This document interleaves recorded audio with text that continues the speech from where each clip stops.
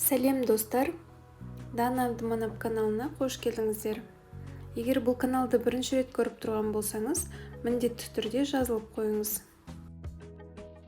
Бүгін таңқурай мен сүзбе қосылған, осындай жұп-жұмсақ болып шығатын тәтті нан жасаймын.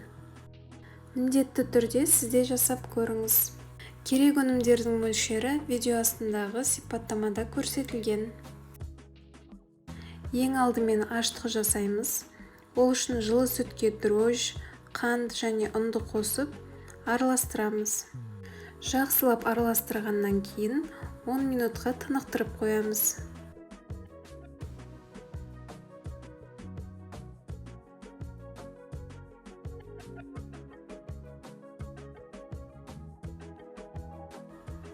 Әрі қарай қалған қантты, жұмыртқаны және шым-шым тұз салып, жақсылап араластырамыз.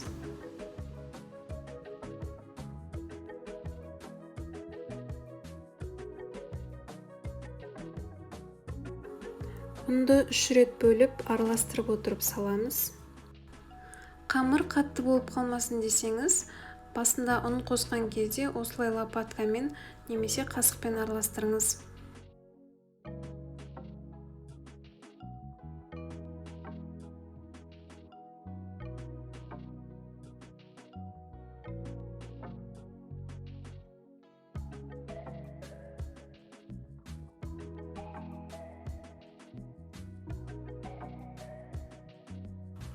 Ұнның соңғы бөлігін салғаннан кейін сұйық майды құйып, жұмсақ қамыр илейміз.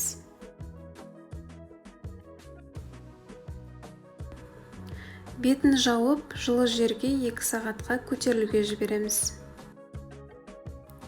Әрі қарай тәтті нанның бетіне себетін үгінділерді жасаймыз.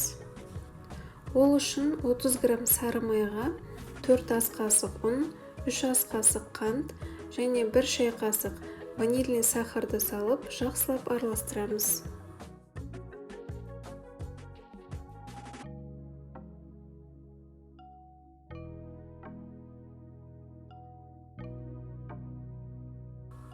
Әрі қарай сүзбелі салманы жасаймыз. Ол үшін бізге 180 грамм сүзбе, қант 4 қасық және жұмыртқаның сарысы керек. Сүзбені артық суынан ажыратып алып қосыңыз. 1 келкі масса болғанша араластырамыз.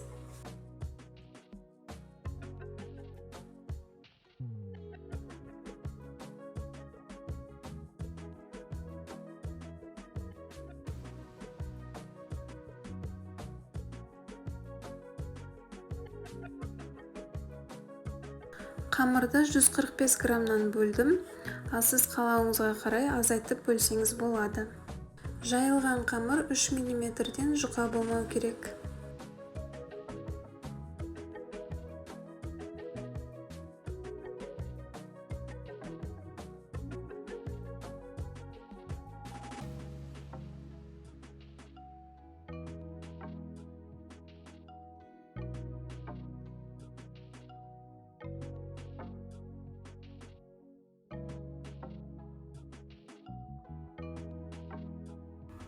Қамырдың өрілген бөлігінің ішкі жағын қаттырақ басып жіберіңіз. Менде кейбіреуі қатты басылмағандықтан формасын ұстап тұра алмады. Пергамент қағазы төселген листке формаға келтірілген тәтті нанымызды орналастырамыз.